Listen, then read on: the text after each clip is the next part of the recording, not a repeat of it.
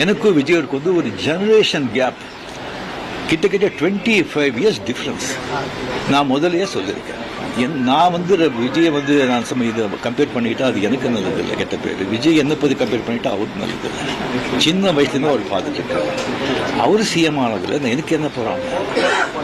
அது இன்னும் இவ்வளோ சின்ன வயசுல 52 வயசுல எம்ஜிஆர் என்டிஆர் சாதனை பண்ணுறதை விட அதை விட ஜாஸ்தி. கம்ப்ளீட்டாக சென்டர் பிஜேபி எவ்வளோ பெரிய பவர்ஃபுல் சென்டர். இங்கே 2 பெரிய கட்சிகளை எதிர்த்து தனி ஆளை வந்து ஜெயிச்சிருக்காங்க. அது நம்ம சினிமா இண்டஸ்ட்ரியில இருந்து. எனக்கு அது பொறாமை இல்லை, ஒரு ஆச்சரியம் கலந்த ஒரு சந்தோஷம். அடே யார் அப்ரிஷியேஷன், சூப்பர். ஸோ அந்த பொறாமையும் இல்லை.